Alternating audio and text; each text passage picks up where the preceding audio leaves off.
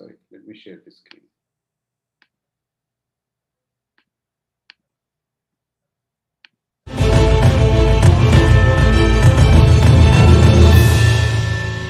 Hello, good evening. You are watching the Policy Times exclusive show, that is Unleashing India Global Web Summit Series.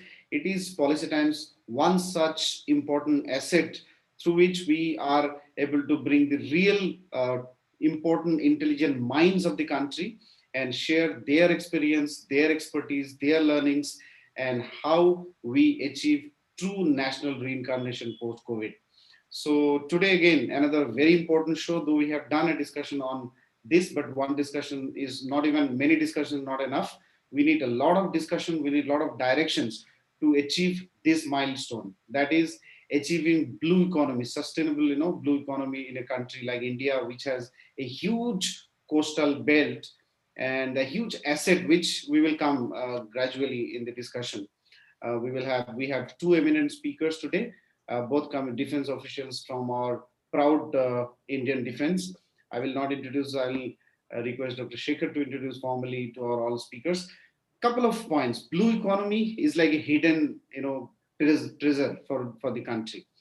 And a lot of discussions been done for many years. We all the people today we have in the panel are actively engaged, involved in this domain for years now, decades in fact, but it still remains a hidden treasure.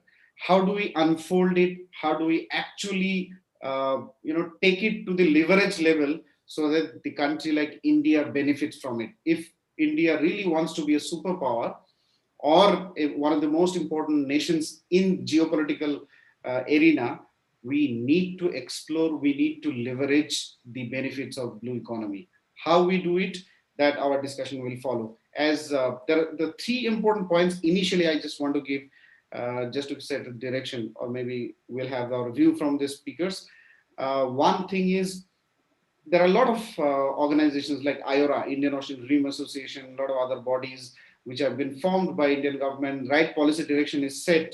The implementation is a part where we will seek guidance from our speakers today. How do we actually achieve the roadmap? How do we actually achieve the target that we have set? The second is, how do we engage industry? Because industry engagement is extremely important to achieve the blue economy vision that the country has set. How do we do that? What kind of direction needed? The third is local community engagement. As we were discussing, to really achieve that vision, local community engagement is of paramount importance at the policy level. The policy has to go down to the bottom local community, or local community has to reach out to the top. How do we achieve that is all that we are going to discuss. And I'll be very happy to have views and opinions of our experts on this. Our chairman of the show is Dr. P. Shekhar, chairman of Unleashing India, Global Smart City Panel, author of more than 80 books on different topics of nation building, also the architect of the concept called secured governance, through which nation building, national reincarnation can be sustainably achieved, that he often boasts. So with this, I want to request Dr. Shekhar to kindly take over the session and proceed further. Thanks, Akram. This is the second session on blue economy and 84th in terms of totality. We have been touching all the relevant fields for India's reincarnation. It is actually a global reincarnation. About 10 of them were more oriented to an other countries, Singapore, Middle East, Europe, USA, and so on and so forth, Mongolia, and so on and so forth. But most of the sessions have been more for Indian point of view. Today it is mainly an Indian point of view, being blue economy. Of course, blue economy in a broader definition is more of a water-based economy, and more particular, it is ocean. It is ocean with all the coastal line, coastal belts, and so on and so forth. What I would do is, I would give a rundown in just 3 minutes on some aspects of blue economy, the way we are going to see it, and have our experts to talk more. And I will also introduce the experts at the end of this small presentation. Now, this presentation, as you know,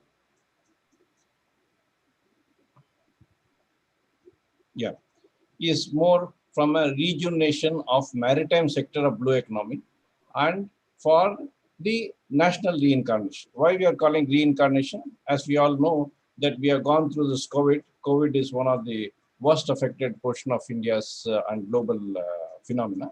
Of course, this particular slide is because I have written a book on blue economy and I had the fortune of having the forward note from the main speaker today, Admiral Dhowan. And it was very nice of him to appreciate and make it uh, recommended. Now, coming straight directly to blue economy. Blue economy, as you know, is India has got so much water, but wrong water in the wrong place. Okay, so many places are dry, many places are over wet. That's a different aspect. But today, with two Navy people coming, we will talk mainly of the ocean-based, the coastline-based this thing. And here, when we say blue economy, India's full inroads into blue economy is given here. Coastal area, coastal length is 7,500 kilometers and 12 major ports, 187 not so major ports. Coastal states are 9 plus 4. Number of islands we have are 1,200, and out of which about 10 to 11 are even bigger than Singapore. And that the type of area. Area in EEZ exclusive zone is almost 2.3 million square kilometers. As I will introduce one of the speaker, he's a big expert on underwater domain. He has got so much area to be attended to. And we are doing all this show from the point of view of COVID. COVID, which has probably destroyed the economy, destroyed many aspects of our human happiness, and it has brought a gloom into the whole system, and it keeps on attacking. And it is since we have Navy people around, it is a war. It is World War III. World War III, where again there is no enemy seen. The enemy is too invisible, enemy is too small, enemy is too clever, and it has only touched 0.8% of the population, but brought all the 100% of the population to the knees. So this is something where it has to be strategically attacked. And India has attacked it extremely well. India is the best country which has taken care of COVID. No other country has been able to come, and we are also supporting many other countries, and it has brought huge amount of goodwill, which is something good. The only good thing which has been done by COVID, but there is a lot more to do, because after all, we have to sustain and come back to life. And next many slides I'm not going to go through. It is just to give a fair feel that this is a very, very, very vast field. My own topic, my own book heading itself is Blue Economy, a $1 trillion economy. Even though this was the first issue was in 2014, still the name was a $1 trillion economy. Because of the versatility of this particular sector and field, it has got many, many good role to play. The employment capability of this field itself will be in more than 30, 40 million people can be employed. But today, blue economy is not anywhere near what it should be. Right from ecotourism to carbon emission to blue technology to sustainable fisheries to oil, gas, mining to minerals. So many things are possible in this particular field. And we have to do a lot. We want even one of my recommendation in my blue economy is to convert all the islands into smart cities, so that that becomes a major inroad. Yes, government has accepted that and has put a committee as Island Development Authority, and which is also headed by one of the former Chief of Navy. And it is going in its own pace. So I would quickly give the time to the speakers introducing them. Now, in all this thing, there's a huge amount of money required. And the financial thing we believe can come through this concept called secured governance. Secured governance is for self-sustained economy. And self-sustained economy means because of value creation, the valuation comes in picture. And the valuation gives the value itself almost with negligible inputs. And we believe that almost 20 million people can be, right side bottom, can be employed because of blue economy, new, fresh, not existing. So that can come through huge investment, this thing, commercial investment. We are not talking of CSR type funds, and that is what it is. Now let me come to introduce today's main speakers are Admiral R.K. Dhowan. He is the former Chief of Navy, one of the most liked, one of the most successful Chief of Navy. And we have second speaker is Arnab Das. He had taken a VRS after doing PhD from IIT Delhi, and he has been doing a wonderful job and he has got his own dimension called underwater UDI, and there he is doing a very good work, which is internationally accepted, about which he will talk. We will start with Admiral Dhowan, who would have his own say since he is coming again, and he's such a wonderful speaker, and one of the most liked one was his last talk about, that was about 10th or 15th of this session. So I would request Admiral to have the first talk, and then Mr. Arnab Das will come in teacher. Admiral. Thank you very much, Dr. Sekhar. It is indeed a pleasure and a privilege to be on your show. You have such passion for whatever you do, particularly the books you write. I have been through your books on the blue economy, on sustained governance, on issues that you are passionate about. And I'm sure that we will have a meaningful discussion, and also a pleasure to have Commander Arnab Das on the show. He's a former colleague, and we have been shipmates earlier in the Navy. So I think that we're going to have a very, very fruitful and an invigorating discussion. Let me start by saying that you have pitched the subject very, very well. That we are right now in the throes of the pandemic, just about getting out. And we are now talking about the reincarnation. And the domain that we have chosen today is the maritime domain and the blue economy. You're absolutely right that the pandemic, and particularly the current situation that we are in, is perhaps the biggest disaster that the world has witnessed ever since the Second World War. It is a disaster which has actually impacted every aspect of our lives, whether it's the medical issues, whether it is an economic crisis, whether it's related to the humanitarian and social crisis. It impacts us all and in all dimensions. India, under the leadership of our Honorable Prime Minister, has done exceedingly well in actually fighting this war against the coronavirus pandemic. And apart from the fact that how we have treated this medical emergency, that we are at the forefront as far as the vaccine production and vaccination program is concerned, he has also given a vision as to how to get India economically stable and to rejuvenate the economy. He's talked of Atmanirbhar Bharat, and all those visions actually make great sense to us, particularly in the domain that we're going to talk about. So the maritime domain and harnessing the blue economy actually provides us an opportunity as to how we can rejuvenate our economy, get the country back on tracks. And as you always say, it's the reincarnation process and the rejuvenation process of our great country. Here, under the leadership of our Honorable Prime Minister, in recent years, we have witnessed great initiatives for sustainable development in the maritime domain, which he has a grip, he has a vision on the maritime domain, and that is what we have seen, including the quest to harness the blue economy. But there are two things that I will say right up front, perhaps three, and then I will relate to each of the initiatives and link them up with these three things that I have to say.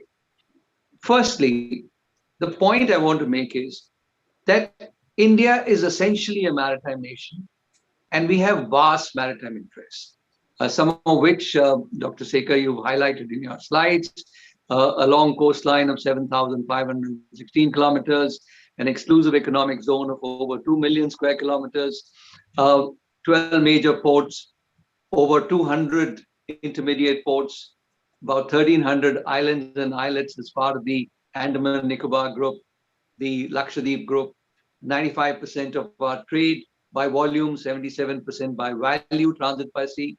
Now, all these are our vast maritime interests, which have a vital relationship with the nation's economic growth. This is one aspect which actually is not understood by many. And this actually is the vision that the Honorable Prime Minister is pushing, that these maritime interests have a vital relationship with the nation's economic growth. And therefore, we need to have a comprehensive and an integrated national maritime plan for development of all these maritime interests. And this is a very, very important aspect. And I will keep re-emphasizing the issue of coordinated and integrated approach, because currently there are about 15 ministries that operate in the maritime domain, from the environment to the petroleum and natural gas to the shipping, you name it. There are so many diverse ministries: the Ministry of Agriculture, the Department of Fisheries, the Ministry of Defense, and so on. Now, Prime Minister clearly spoke during the Maritime Summit, and he said that we cannot operate in silos anymore. And I think that was a very, very telling remark, which means that we need to have a coordinated and integrated approach towards the development of all our maritime interests. So that is the first point. It has to be a coordinated and integrated approach. For this, we will have to have, as we have said, an apex level body, which is the need of the hour, so that we can have a whole of government or a whole of nation approach towards implementing these policies. One is to make a policy, one is to talk about it, the second is to actually implement it. And as you have heard the Honorable Prime Minister on many occasions, he is clearly impatient that we need to implement these policies on ground. The other issue, which is very important, is the linkage of the blue economy. We have been doing development of our maritime interests in the past also. So what is new? The new part, as far as the harnessing the blue economy comes in, is that it is sustainable development. So it means, and my version of harnessing the blue economy, or the meaning that we want to bring to it, that it is the development of all our maritime interests, but by optimal utilization of resources with minimum impact on the environment. Very, very important to keep this minimum impact on the environment in mind, and to achieve what? To achieve sustainable development of the oceans. So this is the other part which is very important. So the three things that we talked about is that we need to have a coordinated and integrated approach, have a comprehensive national maritime policy. Second, have an apex level organization which will coordinate and integrate the implementation. And the third aspect, which is very important, that entire development in the maritime domain should be aimed towards sustainable development, so that we can harness the blue economy. Having said that, let us now get into the specific areas and make the recommendations on those as well. And here, the first thing I will pick up is shipping, which gets integrating into shipbuilding, ship recycling, ship repairs. All this, let's take it as one approach. We said that over 90% of India's trade by volume and 77% by value transits by sea. But only 7% of this is carried in Indian hulls. The rest is all carried in foreign shipping. And you know that our annual freight bill, which we pay to these companies to carry our trade, export and import, is over 50 billion US dollars. Yes, that is it. So what do we need to do? Why can't we have our own ships carrying all this? It's a fact and a point to ponder. And this is where I'm saying the integration and coordination between shipping as well as shipbuilding. We have 27 shipyards. Some of them are in the public sector area, and some are the private shipyards. However, apart from the public sector yards, most of the private shipbuilding yards are not doing so well. So, is there scope that we can have all these shipyards working to their capacity? Do they have the potential? Yes, they do. Are they being used to their required potential? No. So, what has the government done? Yes, again, it is the vision of the Prime Minister. The shipping ministry has worked on it, and they have given the required infrastructure status to shipbuilding. They've also permitted what they call is 100% foreign direct investment into shipbuilding. But is it still working? It's not working. Why? Because we need to first make a plan.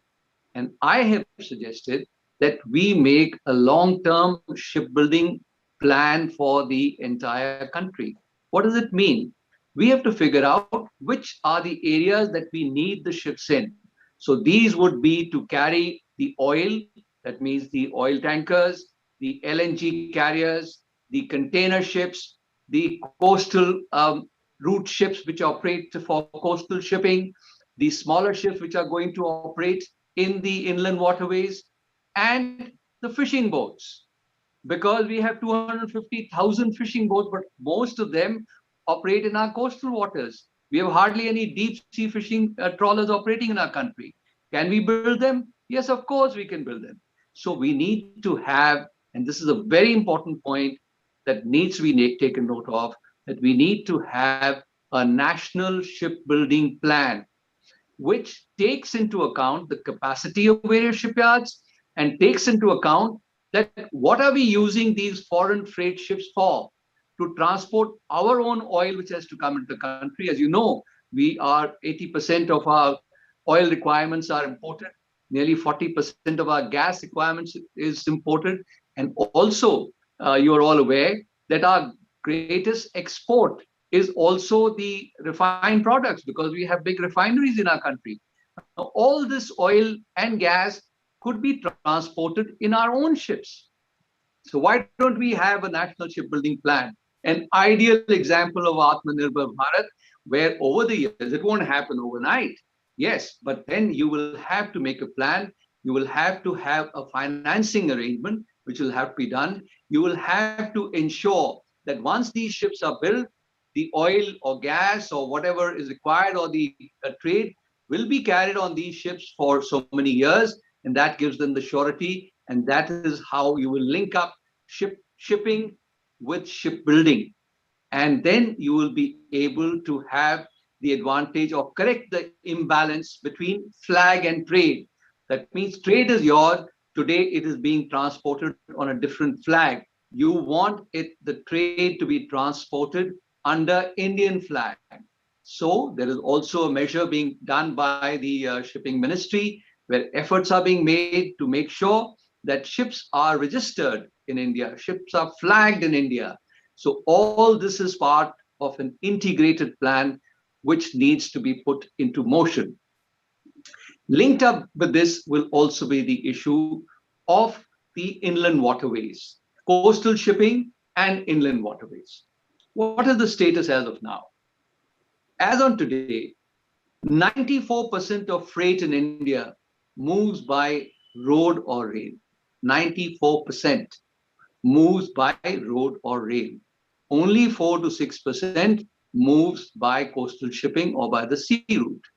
Whereas by giving a little boost to the coastal shipping, by having the connectivity between our ports and the hinterland, by multimodal road and rail connectivity, and connectivity through inland waterways. A lot of push is being given to inland waterways. And that is where we will have the connectivity and movement of our freight with over water will increase, which is safer, cleaner, and cheaper. So this is another initiative which needs to be again coordinated and integrated into the whole thing. We then just move on to the next related area, which is ports and harbors. We have 12 major ports, as I said, over 200 of the non-major ports.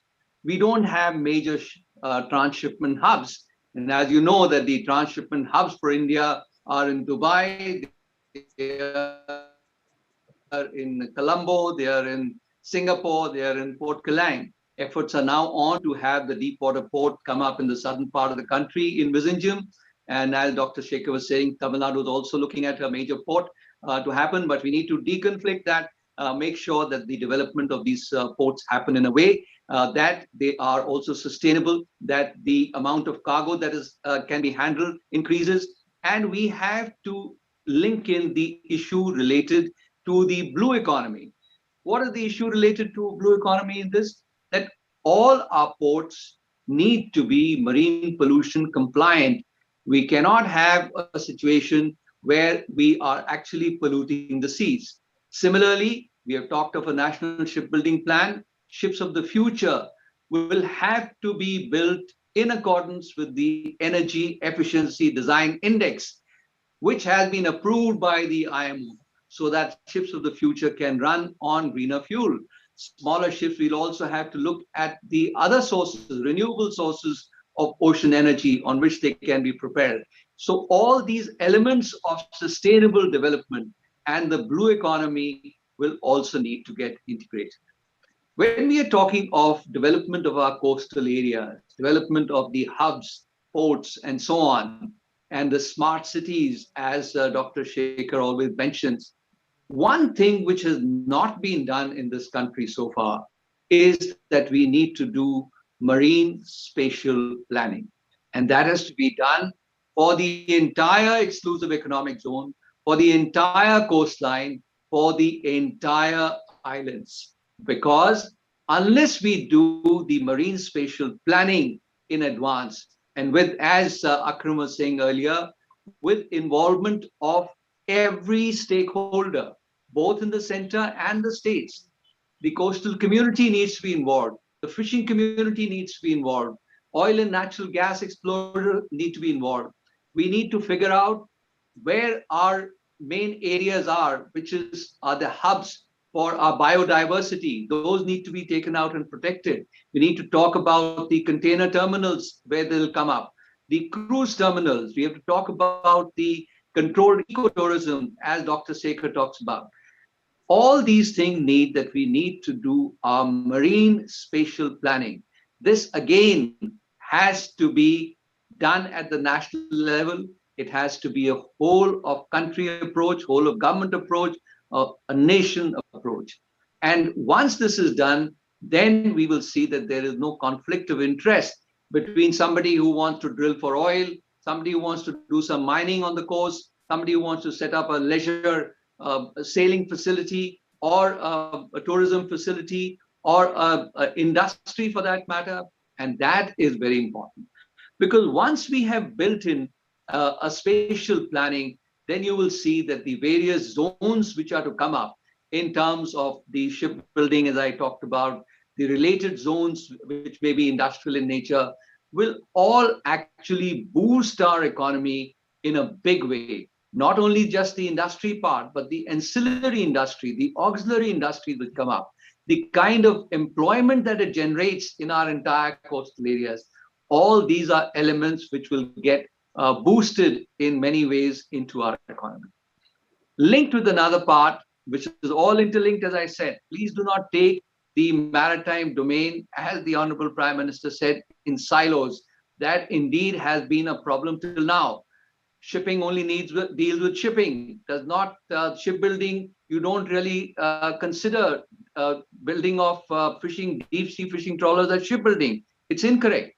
When we come to our fishing area, a vibrant fishing nation that we are, with over 250,000 fishing boats, 14 million active fishermen, 14 million part of the fishing community, but 90% of our fishing is in our coastal waters.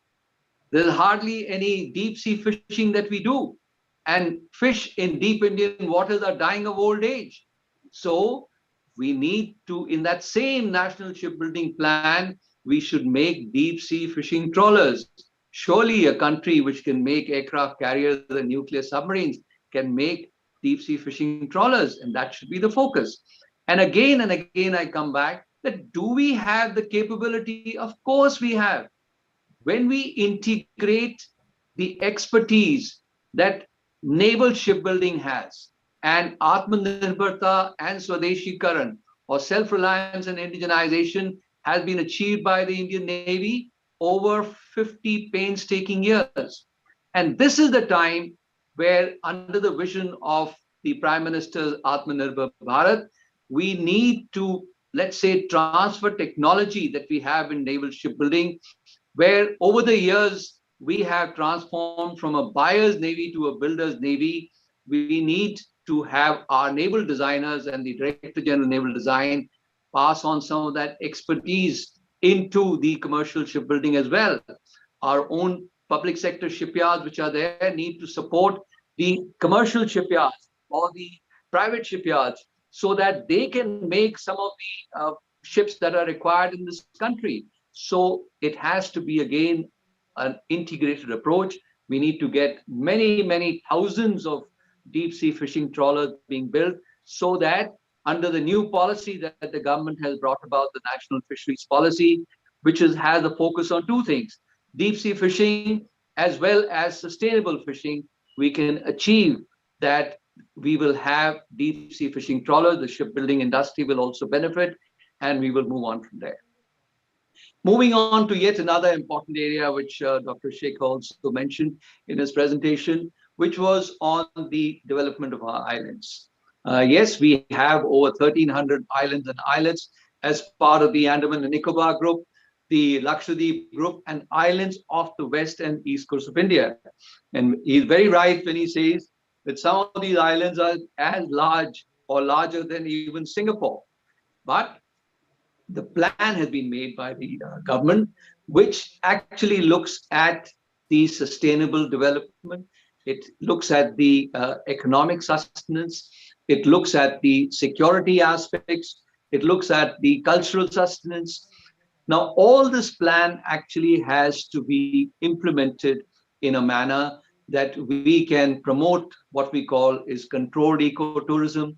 We will have these greenfield infrastructure development with a minimum impact on the environment. Once we have these infrastructure developed, let's say in the Andaman Nicobar Islands, it'll open up connectivity. It'll open up connectivity with other countries, for a start in the Bay of Bengal, which, as we all know, is the largest bay in the world, with 7 countries located on the rim of the bay. And these opportunities will open up avenues not just for controlled ecotourism, but also for connectivity for promotion of trade. We are all aware of the Sagarmala project, which is a port-led development based on 4 pillars of port modernization, connectivity, port-led industrialization, and the coastal community development. What we need to do and take it to a step beyond is to link up the vision of the Honorable Prime Minister of Sagar, which is security and growth for all in the region, with our vision or execution of the Sagarmala project. What do we mean by that? We mean that we are developing our own ports under Sagarmala, but under the security and growth for all in the region, we also provide assistance to our littoral neighbors for development of their ports. Whether it's Sri Lanka, we are looking at some aspect of the Colombo part, the Colombo terminal. We are looking at Trincomalee. We are looking at Bangladesh to help them develop the ports. We are looking at Myanmar to develop the ports. Now, this is an extension where you will be providing security and development to your neighboring countries. At the same time, you will also be promoting it under the Sagarmala, which is the development of the ports, so that we can have trade, an increase of trade between our littoral neighbors as well. Other areas, of course, renewable sources of ocean energy, where we have to make headway into this. The Prime Minister has spoken many times on these issues, even during the Maritime Summit. So in addition to the offshore wind energy, the wave energy, we also have to look at something like the ocean thermal energy conversion, the OTEC, which is an ideal opportunity for development of the energy in our island territories, particularly the Andaman Nicobar Islands, where the depth of water just falls to 1,000 meters just next to the island. So we can pump out the water from 1,000 meters, and it gives us a 20 degrees centigrade differential. That differential can be utilized to run turbines and generate power. Some part of OTEC in shallow waters we are using in the Lactid Islands for generation of fresh water. So we need to take these renewable sources of ocean energy further. Other areas, of course, offshore oil and gas exploration, deep seabed mining is going to be one of the major areas. India has been a pioneer where way back in 1987, we were allocated 150,000 square kilometers in Central Indian Ocean. We have made some headway in terms of carrying out the surveys, but we need to speed up the process because, rare earth metals, precious metals, and all those are important areas, particularly when we look at what China is doing in terms of the deep seabed mining, and we need to expedite our process and take it on further. So in a nutshell, if we see, this provides us an ocean of opportunities to harness the blue economy. But again, it comes to the same issue that we need to make sure that it is going to be done by sustainable development of the oceans with minimum impact on the environment.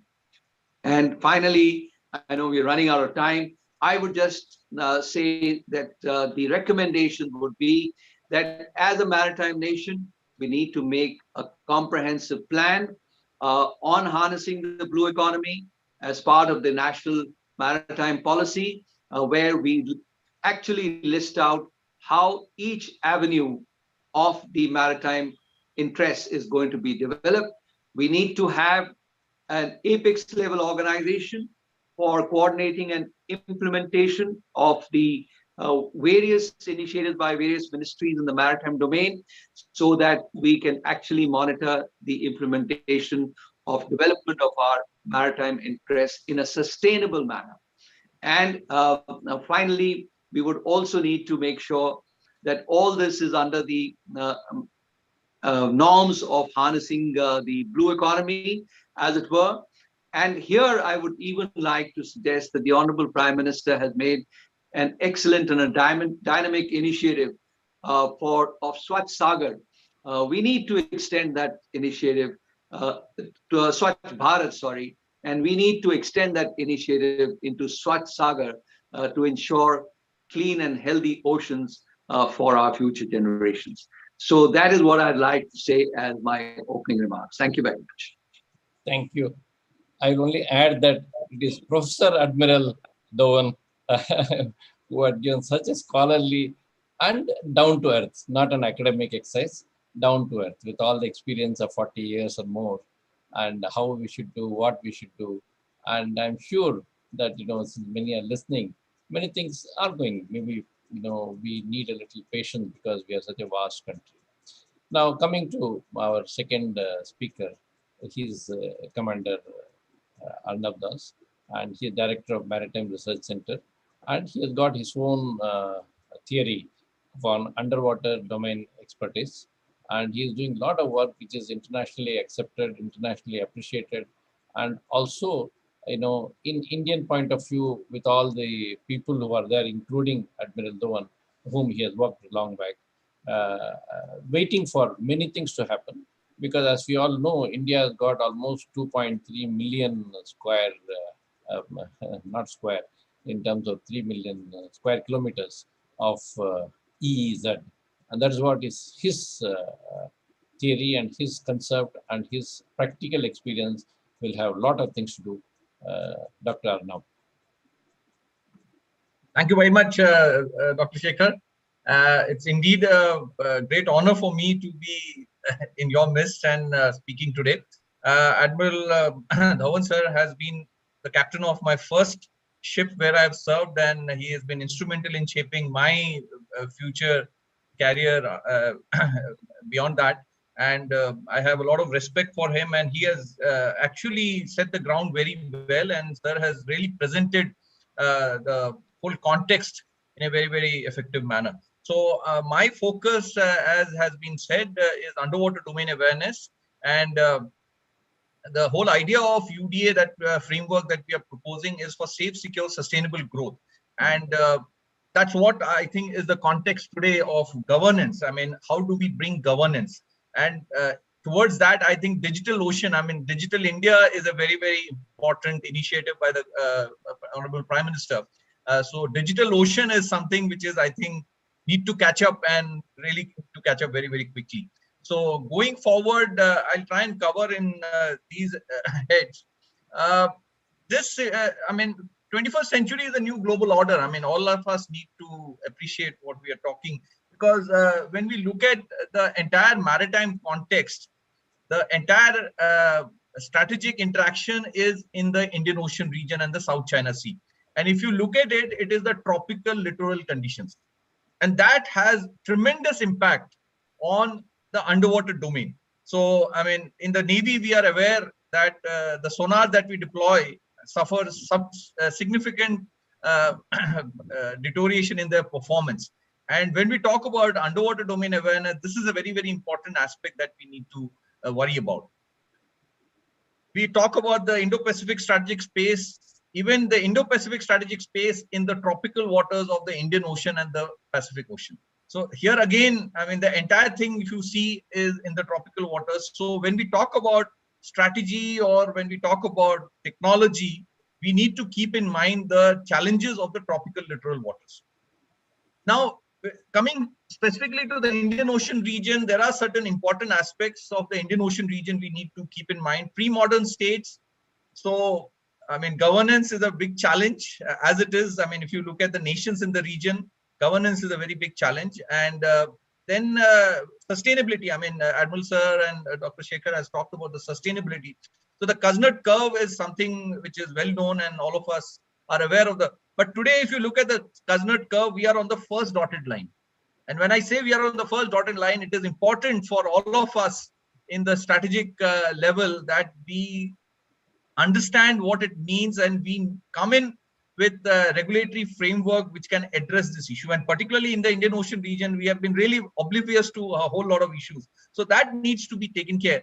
And the entire fragmentation, I mean, Admiral Sir talked about 15 agencies, I mean, ministries and various agencies looking at the maritime domain. So these binaries, I mean, development versus environment, development versus security, security versus environment, these are something which we have to deal with. And to kind of take that in a manner that we can overcome the challenges, there are certain strategic kind of aspects that we need to look at. Then we must also understand the post-Cold War era realities. If you look at the post-Cold War era, I mean, the technology, underwater technology development particularly happened during the Cold War period. I mean, both the superpowers invested significantly and they came up with, but the technology requirement, and particularly the naval engagements or the maritime engagements, were in the temperate and the polar waters. I mean, particularly if you look at the Greenland, Iceland, UK belt. And that is where the deep water or the cold water technologies would work, and the entire technology development was there. But if you look at post-Cold War, and the second aspect, because of the Cold War, there were unquestioned resource availability to the military for all kinds of technology development. I mean, we all credit the military for most of the technology development. But post-Cold War, even in the American establishment, there was significant resistance. One is the allocation of fund itself for technology development for the defense, and particularly for the defense. And the second aspect was the environmental groups getting very heavy on the technology development, and the environmental impact assessments and all these things became very important. Even the naval projects or the military projects had to submit environmental impact statements. So that is a significant shift in the post-Cold War era, where we had to be more accountable. I mean, I think that's the right word to talk about. So how do we address all of this, and technology challenges, which I've already mentioned? Now, India in the 21st century, the Sagar vision, Admiral Sir has talked about, we are a nuclear powered nation with no first use. I mean, I would like to give a small example to reiterate this. Then strategic submarine deployment, not only in India, if you look at the entire Indian Ocean region, in countries like Myanmar and Indonesia, and various countries have now become nuclear, have become submarine nation, not nuclear, all of them. So how do you look at that in a very, very important manner? So that is something we need to look at. India has a military maritime strategy before a comprehensive maritime strategy. So that is something we need to keep in mind, when we look at strategic formulation. So, and there are multiple global powers, extra-regional powers in the Indian Ocean region trying to meddle with the domestic politics. So these are aspects, or these are challenges for maritime governance. And the only single point that can actually overcome this is the maritime capacity. If we have to really achieve maritime governance, there is no other way but to build capacity. Now, I want to bring a small example, and probably that will elaborate on multiple aspects. Now, in 1988, the first chakra, when it was deployed off Visakhapatnam and it sat down in position, the entire sonar screen got blanked out.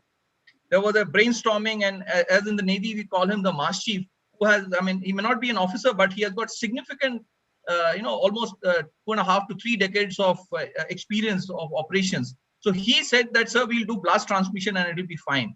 The captain thought for a while and he said, yes, I think that is the only option. But all of us will understand, a blast transmission for a submarine is not kind of recommended in an operational deployment.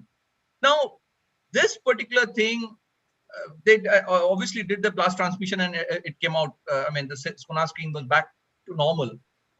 In 1952, the first nuclear submarine was supposed to be launched by the Americans.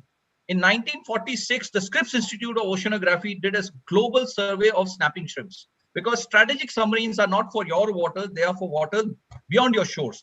So the snapping shrimp is a creature which is a very small, the line that you see on the thing is 1.5 centimeter. Snapping shrimp generates sound of the order of 200 dB reference 1 micropascal. Blue whales, the biggest mammal, produce 196 dB reference 1 micropascal. Blue whales are in single digits in a school of fish, but snapping shrimps are in millions. So you can imagine if you are, and the tropical littoral waters are the habitat of snapping shrimps. So in 1946, the Scripps Institute of the American establishment had the strategic vision to do, and you can imagine what kind of challenges they would have faced in terms of technology. But I think it is time that we identify these aspects. So we in Maritime Research Center, we have taken on this project. We have identified and today there is so much literature available, so much wherewithal available. And this is an AI-based algorithm that we have developed. So we have mapped the entire Indian Ocean, and particularly the Indian coast, and we have the habitat map. The second stage, we have done the soundscape mapping, because there are 14 subspecies of snapping shrimps, each with a specific characteristics. So we did this, and now we have this entire algorithm. We have done preliminary validation also at sea, but this can be taken up in a very, very different way. Now, having done this, I was discussing with Mr. Pratap Rao Pawar, a very, very important industrialist and a very deep understanding of strategic issues. I was discussing with him. He gave me actually half an hour to discuss, but then the discussion went on for more than 2.5 hours. And he pinned me down that, Arnab, what are you doing for the coastal communities? And he had an agenda when he was asking me that question, and I did not have a straight answer. So he told me, Arnab, this is exactly the same thing. Now you imagine this algorithm and this tool can also be used for underwater mapping of snapping shrimps, which is very much important for aquaculture. And so we have this real-time monitoring tool, which is available on a 3-dimensional level.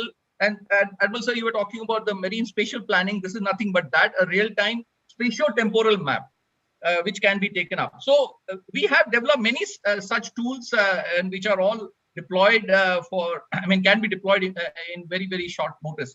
So maritime capacity building, there is a lot of things, but the regulatory framework and the monitoring mechanism is very, very important and specific to when we talk about underwater domain. Now, I want to give you another example of bycatch. In India, not just in India, actually, globally, the fishing is largely in the unorganized sector. So the fish stock is on the decline since 1996. But the bycatch is almost 80%. It's very difficult to reconcile these two facts. But that is true. So how do you regulate fishing? It is not so simple. Unless we come with the right technology, it is not possible. And again, underwater domain awareness with the right technology is important, and that needs to be looked at very, very differently. We've had these kind of strandings. First is a 40 feet blue whale off south of Mumbai. Second is a 50 feet bright whale north of Karwar. And then 90 pilotless whales off the coast of Tuticorin. This is a clear sign of, I have done the investigation for the first two, and I've published a paper also on this, and it is because of acoustic habitat degradation, because of the, and I have connected this to the anti-piracy operation that has been going on since 2009. These two incidents are of 2015 and 16. In 2016, there was an RTI. Maharashtra coast alone had 80 big whale strandings.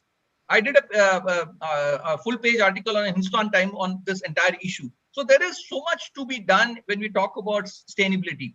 And I'm not a showstopper that, for the sake of environment, you can stop development. That is never a possibility, and we should never be looking at, particularly for a developing country like ours. Now, when we talk about any governance structure, maritime domain awareness is the most important thing. And maritime domain awareness is a term which has become very, very, I won't use the word popular, but has been used very, very regularly. But if you look at it more critically, since, post 9/11 in the US, globally, maritime domain awareness became very, very important strategic term. And in India, post the 26/11, Indian Navy has also driven massive infrastructure projects, and definitely significant capacity building has happened.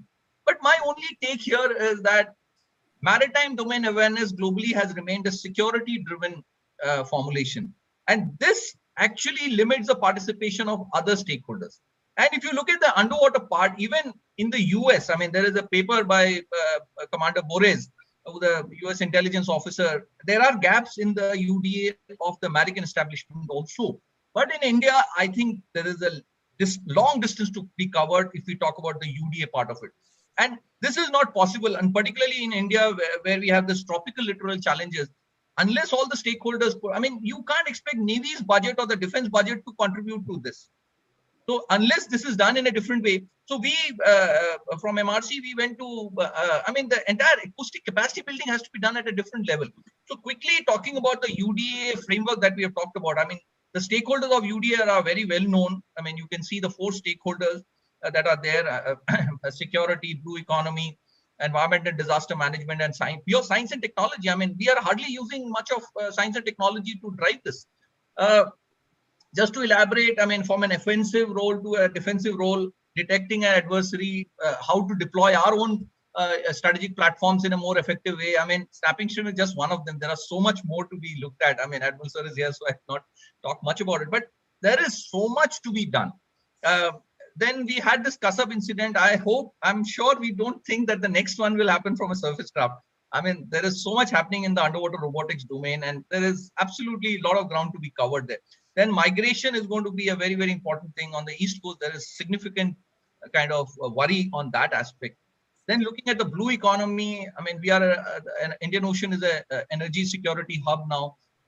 We talked about the food security. We are increasingly looking at the sea. How do you regulate this to ensure that the sustainability is maintained?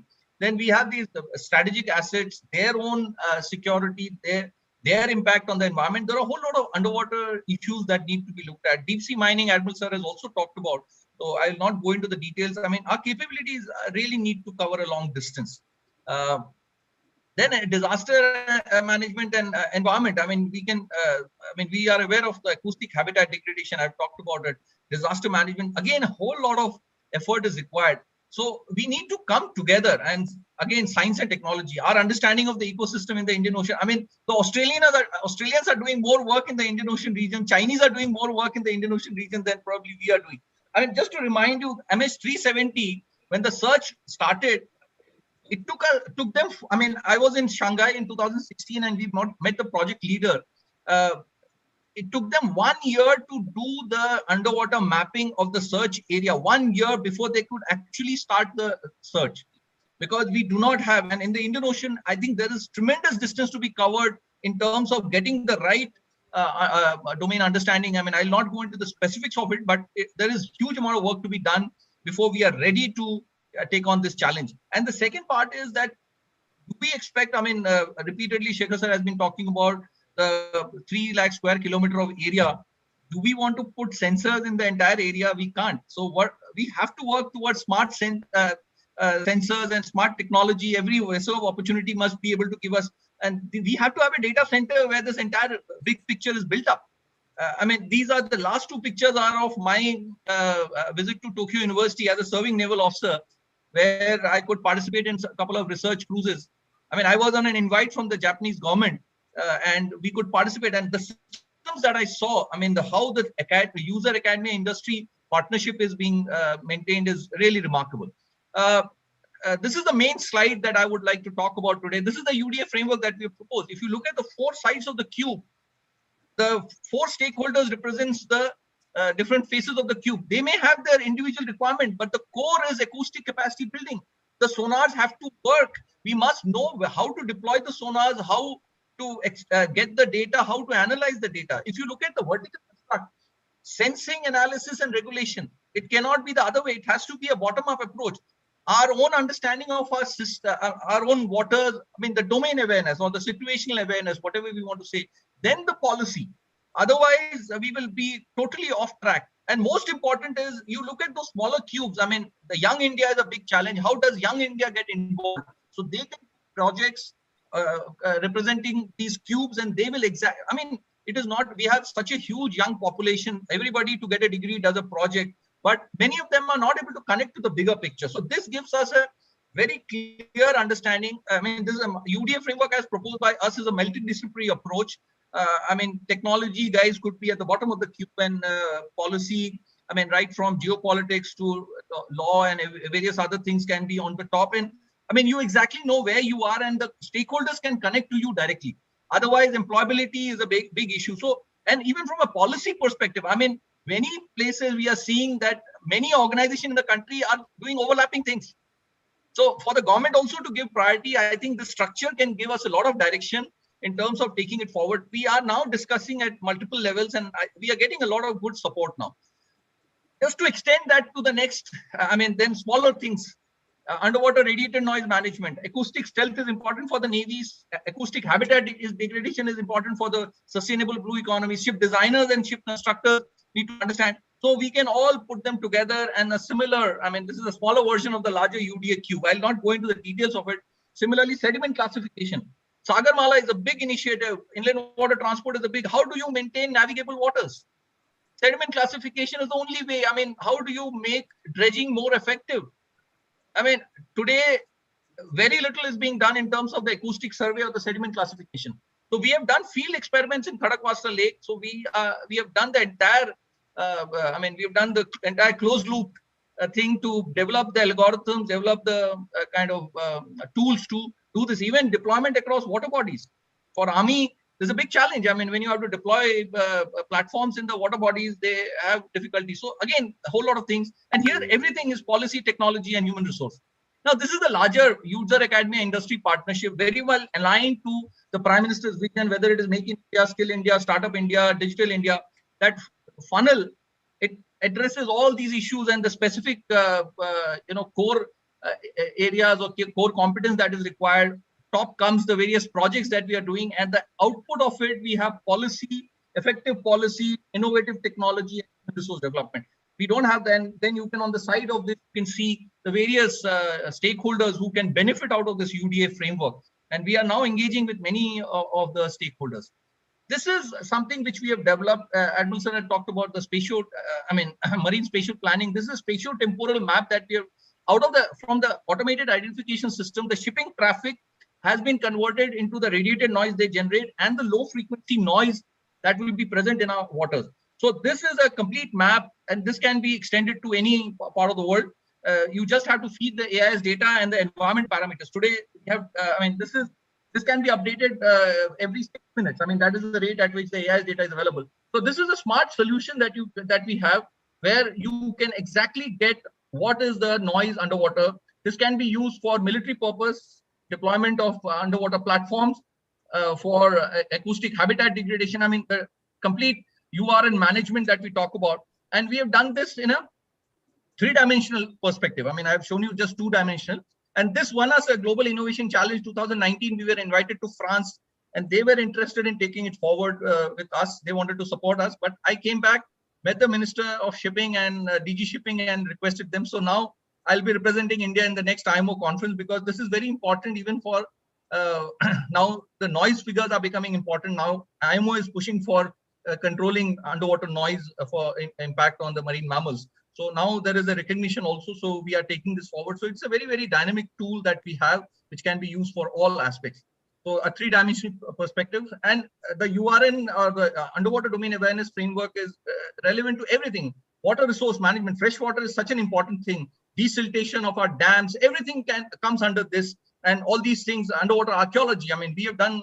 My first fellow has written a book on underwater archaeology, addressing it right from the policy to technology and human resource development. So there's a monograph that we have generated, and a whole lot of issues. And enhancing livelihood of coastal communities is a very important thing. So we are working on those things. Policy, I mean, we have submitted a policy paper to both NSA's office as well, I mean, on security and on a national capacity building to Niti Aayog. And we are requesting them to look at capacity building as a whole of nation approach, center of excellence, which looks at all the three things. I mean, all the five things: research, training for stakeholders, academic programs, then incubation center, and the last one is the strategy, because all of them have to come together under one umbrella, and that needs to be pushed up. And national UDA policy framework is very, very important. We have a lot of detailed kind of documentation on this we are discussing. And I think UDA fellowship, now we are getting a lot of private funding also for supporting young people to work with us on a UDA fellowship. So I think I've talked about that. Thank you so much. Thank you, thank you. You are really a scientist, scientist of eminence. So very excellent work, Gotin. Now that since we are running out of time, we will have 2 minutes on the last concluding remarks of Admiral. Admiral, you had talked about one of the best thing you said is about the maritime shipping, actual shipping, which very few naval officers would like to talk, that there is almost $50 billion going into these foreign shipping lines. And why not we, when we are, it is just like, you know, by doing whatever we are doing in shipbuilding, in terms of defense shipbuilding, and also in space, we are second to none. These are the most difficult things to do. And we are doing those difficult things, and more easy things are the commercial ships. I mean, they are difficult, but compared to this, they are more easy. And you also talked, you know, in terms of the, you know, technology transfer, because everything is not sensitive. Sensitive things can be kept highly confidential, but not so sensitive things can easily be, you know, transferred to a, it'll also be commercially good, because after all, you know, once having done so much work, I mean, even when I'm saying Arnab as a scientist, there are many like him who are doing excellent job. Now, maybe 2 minutes on your comment on how relevant it will be, how easy it will be, and how far are we? Because that's one of the fields in which even when I'm talking of industrial promotion, shipbuilding is we are zero. We are almost zero. Even normal boats we are not doing. And we need millions of boats and tens of thousands of small ships and thousands of big ships. And so much of money which will come through the transportation, 97% coming from shipping. So how soon can we expect any such things to happen? Because this is one of the need of the hour. And any other comment which you feel is relevant before we close the session? Thank you, Dr. Shekhar. Yes, certainly I have spoken to the shipping minister. We have given them a proposal for making this national shipbuilding policy. And that is certainly doable, and it can happen as the vision of the Honorable Prime Minister is of Atmanirbhar Bharat, and we can be self-reliant and we can have indigenization shipbuilding in every category, from fishing boats to super tankers and LNG carriers. But in the concluding remarks, I just want to add something more, is the security umbrella for harnessing the blue economy. Because unless our maritime domain is safe, secure, and stable, we will not be able to provide a congenial environment, whether it's for trade, whether it's for oil and natural gas, whether it's for tourism, whether it's for fishing, and so on.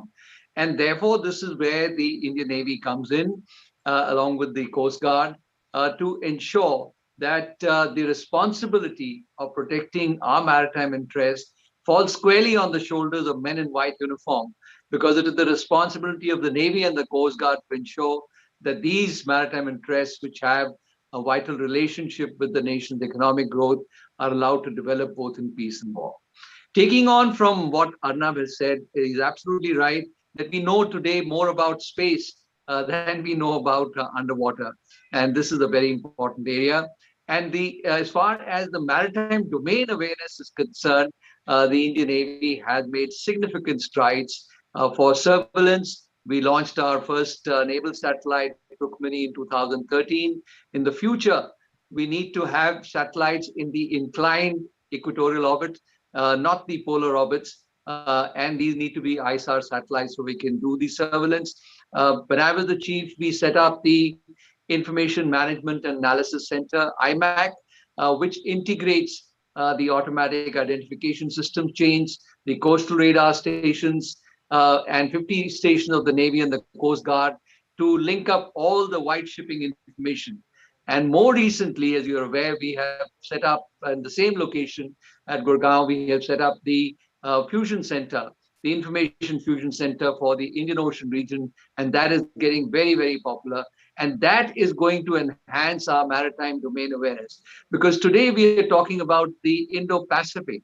And when we talk about the Quad, the four nations, India, US, Australia, as well as Japan, I just want to suggest that we need to have this also as a hierarchy in terms of the structures. Because if you look at the Indian Ocean, currently you have at the conceptual level the concept of Sagar by the Honorable Prime Minister, you have the Indian Ocean Rim Association, and you have the Indian Ocean Naval Symposium, which is the cooperation initiated by the Indian Navy for cooperation between the navies. Similarly, for the Indo-Pacific region, if we take at the conceptual level the free and open and inclusive and resilient Indo-Pacific as the concept for which we need to have a strategy, we take the Quad at the political level. At the execution level of the navies, we need to formalize the cooperation between the Quad country navies. We have been using Malabar as a loose arrangement. In 2007, it was the first time when we had a multilateral exercise. I was the flag officer commanding Eastern Fleet. We had Virat was my aircraft carrier, my flagship. We had Nimitz, Kitty Hawk, nuclear submarine, 29 ships from 5 countries, and 150 aircraft. Since then, nothing. It became a bilateral. This year again, in 2020, we had a quadrilateral exercise. We need to formalize that so that all these issues that we are talking about, the maritime domain awareness and the underwater domain awareness, can actually be taken on by the navies and by certain organizations such as Arnab's organization, so that we can get a better understanding of not only the above surface and the space awareness, but also the underwater domain awareness, where the navies will have to play a major role in the security of our maritime domain. Thank you. Thank you. Arnab, you have to conclude on your I'll just take domain. Just one specific thing. In terms of the employability of a common, how much will it really take up the actual, so that even if somebody like Akram wants to train, Akram wants to promote it to various education institutions, how far are we and how relevant it is? Because now that I know that your things are even accepted at the AICT level, and because finally the proof of pudding is in eating. We may talk anything here, but unless it is going to the ground, going to the people concerned, things will look like we are all sitting in an air-conditioned room and only talking. So how far are we in actual having people in education and for them to be profitably employed, and the excellent job can be translated into actual action? Arnab. Thank you so much, sir. I think Admiral sir has repeatedly talked about a coordinated effort. I mean, if you look at the multiple projects, sir, I mean, inland water transport is such a huge investment, and this entire planning has not happened overnight, sir. I mean, at least 10 years have gone into the entire conceptualization, the approvals through the government process, and then the execution has started. And even going forward, if you look at it, 116 waterways have been planned. National waterway number 1 is Banaras to Haldia, which is probably 30 to 40% operational, and a lot more to be done. National waterway number 2 is on the Brahmaputra in entire length of Assam. Just started. I mean, the implementation part has started, and you imagine another 114 projects to come. But there is not a single academic institution which has got this part of their curriculum. Or, I mean, even these organizations, I mean, which have to start this project, and it is not just the organization itself. There will have been so many supporting. I mean, the industry has to come in, and a whole lot of other aspects have to come in. There is no awareness. So there is definitely, I mean, the Sagar vision, as Admiral sir has said, I mean, it's a very, very progressive vision. The Prime Minister at his level can only give the vision, but it is people like us who have to fill up the gap. I mean, we have to come up with our efforts to make it reach the ground. So there is a lot of, I mean, today I think we are at the stage where the top level thinking has been in the right direction. And I think now we all need to come together to contribute and make that happen. I mean, most of the things, I mean, we went to the Sector Skill Council, and whatever wish list I have, it was so encouraging for me to see that they already have the entire structure. It is just about putting our names into those forms and taking it forward. So I think a lot of distance has been covered. I mean, the government has been extremely progressive. Every element has been now brought to a level, but it obviously needs many of us to bring our imaginations and get aligned, because unless that vision is there, we won't get the direction. Now that vision is there, so I think all of us need to contribute. So in that sense, the UDA framework is pooling of resources and synergizing of effort. I mean, we are still a developing nation, so the resources will never be unlimited. So there has to be an optimal rationalization also, because there are socio-economic concerns which need to be also addressed. So now we are trying from our end, academic institutions. So that is that user academy industry model, where it has to be an integrated approach. We are trying our best. There is definitely a consciousness, but I think all of us need to come together to take this forward. So I think I would conclude with that. Thank you. Thank you so much. Thank you, Admiral. Thank you, Arnab. So just to have our small formal conclusion. Blue economy, of course, none of us can debate its importance today, because something which is being debated whether it is required or not required. Today, it is absolutely required. It is required not from security point of view, because security is of utmost concern, because 50% of India is land-based, 50% is water-based. So Navy has to play a huge, huge role. But along with that, Navy has developed so many items, because unless we combine this with the employability, things will be stagnant, depending only on the funds which are being given by government. Navy itself has promoted so many of its corporates, and if they all can, of course, be encouraged to make more partnerships and get because when you meet anybody abroad today, they want to fund India. They said India is the safest place to fund, and people are talking of numbers which are so big. It is no more millions; it is in billions and trillions. People are ready, but we are not still geared to take it up. And I'm sure in the next few years, with the type of enthusiasm which a serving officer, naval officers can say, and I'm sure it is not only the industry which is wanting, the people would have a huge gain. Government will automatically gain. Navy will become more powerful, more enlightened.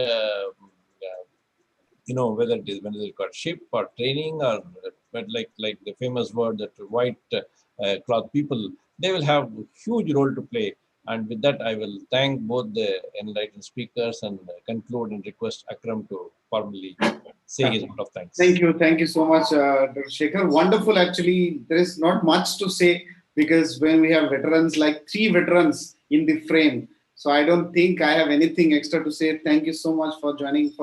Actually, I think a lot of discussion in last 4 or 5 years. I've seen a lot of discussion on blue economy. This is again further enriching me, and seeing what Arnab sir is doing is miraculous. I think this is going to take the blue economy discussion to a complete different level. Couple of things: a good policy does not mean a very good strategy. It is very good. The strategy is fine. It's a very good strategy, but it doesn't mean the success. The success is all about implementation. 80% of the job is about implementation, which uh, Dhowan sir has, Admiral sir has very nicely actually mentioned. So America is America not because of good policy. It is because of the good implementation plan. China is China not because of its good policy. It's about the implementation. What China did in 20 years. So the other point I want to say, the when sir was mentioned, Arun sir was mentioning about the inland water plan, it takes time. The thing is, what China built in last 20 years, America needed 300 years to build that. So things have changed. What this what earlier 50 years used to industrialists needed 50 years to be billionaires. Today that time frame has gone down to 1.5 years, so people can become a billionaire in just 1.5 years. Imagine the kind of transformation change that is taking place to the world. So we also have to actually fly in that speed. That is one. The top level thinking and right direction is absolutely there. Massive investment is required. Where will that investment come? A lot of people are ready to invest. We need to, as Dr. Shekhar sir has very nicely and rightly said, investment will speaks about this. Now, the top level policymakers need to bring those investment, leverage those the brand image that India has, and that's very important thing. The third, the final thing, we need to ready our future generation. The future generation are the government school kids in the coastal states. They are not the private school kids. How do we actually train the government school kids of a lot of coastal states? I think in millions in numbers will also define our future roadmap and future strategy. With this, by thanking all our speakers who are there in the session again, people keep watching the Policy Times. We will bring experts like our Admiral sir and Arnab sir in our future discussion to give a clear direction to the nation to take it forward to achieve true national reincarnation or nation building. Thank you.